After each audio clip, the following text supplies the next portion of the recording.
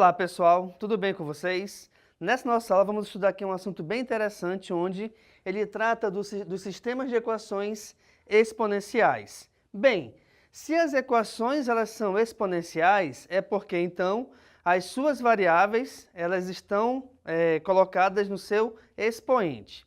E por se tratar de sistema nós temos pelo menos duas equações.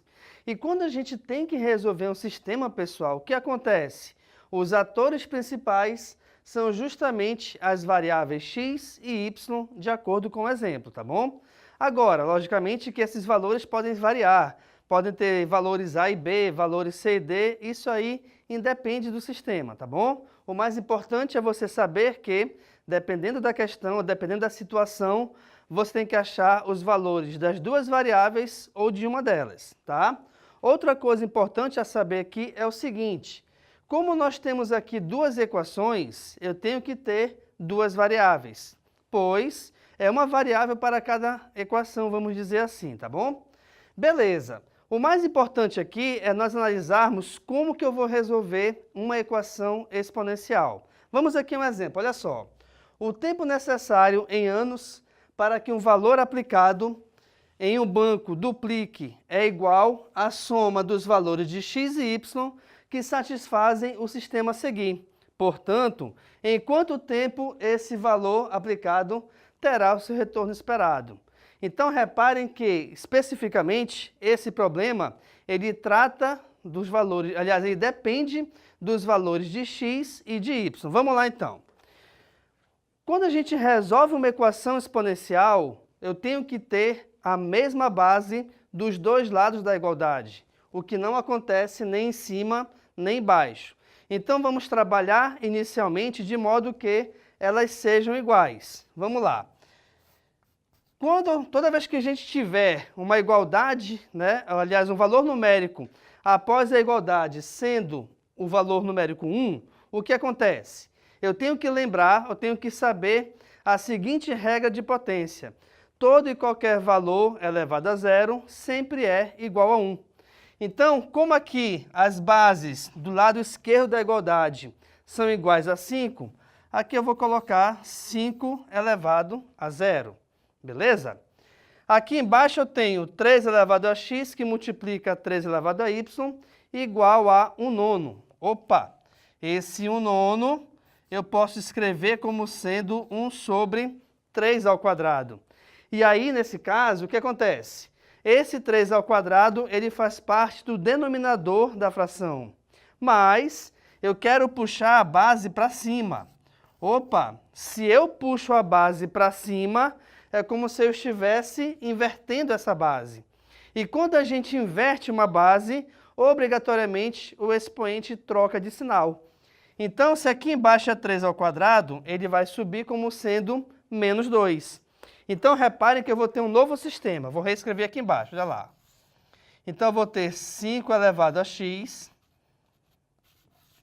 dividido por 5 elevado a y, o que é igual a 5 elevado a zero. Na equação de baixo, eu já vou ter um pouco diferente. Olha só, eu vou ter 3 elevado a x vezes 3 elevado a y igual a 3 elevado a menos 2. Beleza? O que acontece aqui agora? Repare que nas duas equações, ambas possuem a mesma base. Não uma com a outra, mas dentro dela mesma. Então, na equação de cima, reparem que todos os elementos possuem a base 5. Na equação de baixo, todos os elementos possuem a base 3. O que eu vou fazer, então? Eu vou eliminar todas essas bases. Por quê? Porque numa equação exponencial, quando você consegue igualar as bases, automaticamente você deverá esquecê-las e trabalhar somente com os seus expoentes. Só que aqui tem um pequeno detalhe. Eu tenho uma divisão de bases iguais. Opa! Na divisão de bases iguais, a gente faz o quê? Nós iremos repetir a base e subtrair os expoentes. Então, eu vou reescrever essa equação como sendo 5 elevado a x menos y, que é igual a 5 elevado a zero. Na equação de baixo, agora, eu tenho a multiplicação de bases iguais. De acordo com a regra das potências, multiplicação de bases iguais, repete a base e somam-se os expoentes. Então, aqui agora eu vou ter x mais y, tá? Que é igual a 3 elevado a menos 2. E aí, vamos lá, olha só. Base 5, esquece. Base 3, esquece. Então, eu vou reescrever o sistema, certo? Somente com os expoentes. Então, em cima, eu vou ter x menos y igual a 0. Embaixo, eu vou ter que x mais y é igual a menos 2. Tranquilo, pessoal? Então, a gente tem que resolver agora esse sisteminha. O que que vai acontecer aqui? Olha lá. Deixa eu pegar essa equação de cima aqui. Em cima, eu tenho que x menos y é igual a 0. Opa! Se eu pegar esse y e transportá-lo aqui para o segundo membro da igualdade, da equação, perdão, ou seja, à direita da igualdade, o que acontece? O seu sinal deverá ser trocado. Então, nós temos que x é igual a y. E daí? E daí que eu vou utilizar essa igualdade na minha segunda equação, tá bom?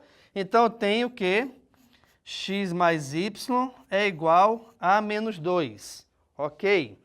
Então, nós temos que x mais x é igual a menos 2. Por que x mais x? Porque x é igual a y. Então, tanto faz você chamar aqui as duas letras de x ou as duas letras de y, eu vou achar o mesmo resultado, tá bom? Então, vai ficar que 2x é igual a menos 2. Como eu quero achar o valor de x? Esse 2 que o acompanha passará dividindo, automaticamente o x é igual a menos 1. Ok, já achei o valor de x. Para achar o valor de y agora, reparem que se x é igual a y, automaticamente y é igual a x. E aí, nesse caso, pessoal, como y é igual a x e ele foi anteriormente, né? O valor do x, aliás, nós achamos que ele vale menos 1, o y também vale menos 1. Então, nós achamos aqui os dois valores de x e de y. Então, de acordo com a questão, em quanto tempo eu vou ter o retorno esperado? Esse retorno vai ser esperado em 2 anos, já que é a soma do valor de x e de y. Finalizando aqui, então, a nossa questão.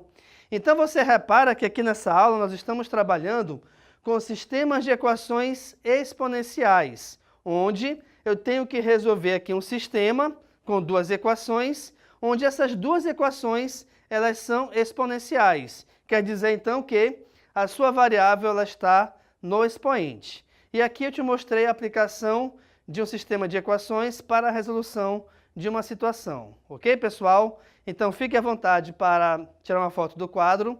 Muito obrigado pela atenção e tchau!